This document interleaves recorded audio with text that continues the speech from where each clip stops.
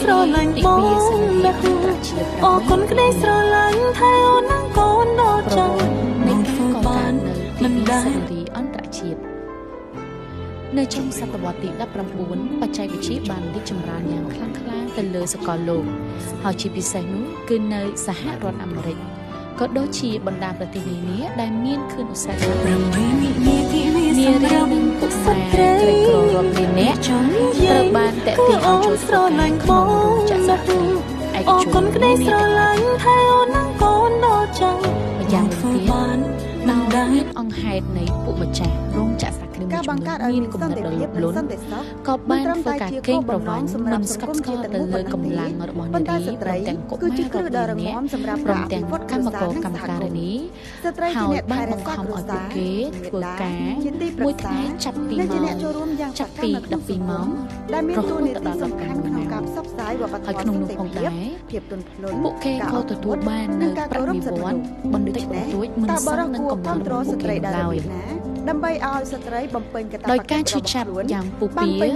ជាប់ជានិច្ចចំពោះអំពើគៀបសង្កត់កេងរវ័ញ្ចហួសប្រមាណនោះនៅថ្ងៃទី8មិនិនាឆ្នាំ1899កម្មការិនីផ្នែកតម្បាញនិងកាត់ដេរនៅទីក្រុងស៊ីកាហ្គោនិងញូវយ៉កសហរដ្ឋអាមេរិកបានសាមគ្គីឯកភាពគ្នាក្រោកឈរឡើងតស៊ូយ៉ាងបដូរផ្ដាច់ទាមទារឲ្យបន្ថយម៉ោងការងារនិងដំឡើងប្រាក់បៀវត្ស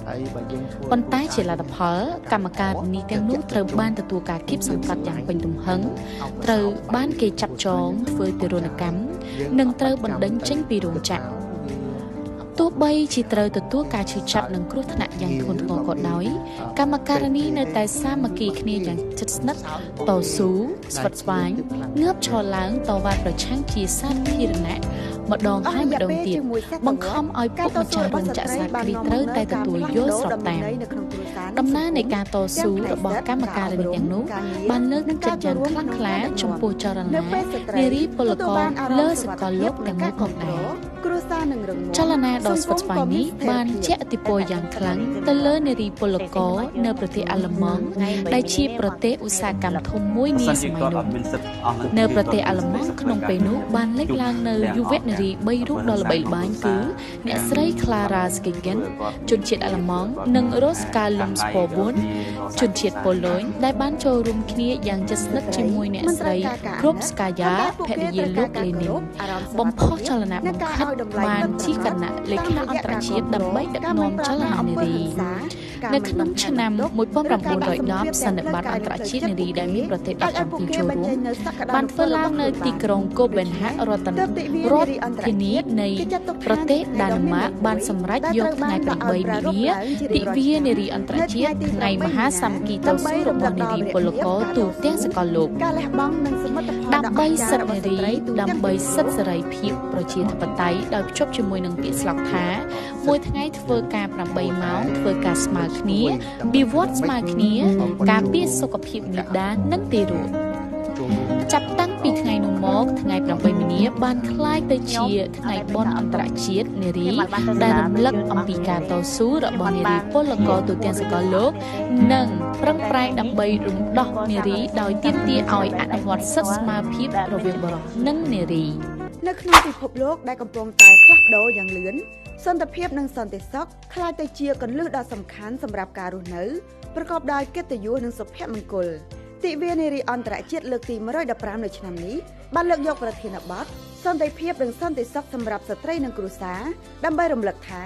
ស្ត្រីមិនត្រឹមតែជាអ្នកទទួលផលនៃសន្តិភាពប៉ុណ្ណោះទេប៉ុន្តែគឺជាអ្នកបង្កើតនិងជាអ្នកថែរក្សាសន្តិភាពផងដែរប៉ុន្តែដើម្បីឲ្យសន្តិភាពនេះអាចឲ្យមនុស្សទូទាំងពិភពលោកទទួលបានមនុស្សគ្រប់រូបគ្រប់ជាតិសាសន៍ត្រូវស្វែងយល់ឲ្យច្បាស់អំពីតម្លៃនៃប្រភពដើមនៃសន្តិភាពនោះគឺស្ត្រីសូមជៀសវាងការធ្វើបាបអំពើហិង្សាលើក្រុមគ្រួសារលើប្រពន្ធលើកូនធ្វើយ៉ាងម៉េចក៏ដោយបង្កើតបរិយាកាសគោរពគ្នាទៅវិញទៅមកហើយមិនអត់ឱនទៅលើបុគ្គលណាដែលបង្កើតអំពើបៀតបៀនគ្រប់រូបភាពហើយសូមឲ្យស្ត្រីទាំងអស់រស់នៅដោយសុវត្ថិភាពហើយយុវជនចំនួនក្រោយៗសូមរៀនសូត្រហើយឲ្យយល់ដឹងអំពីការគោរពហើយត្រូវតែគោរពស្ត្រីបាទដើម្បីកសាងសង្គមយើង ឲ្យមានសន្តិភាពនិងមានមនុស្សធម៌ច្រើននៅក្នុងខ្លួន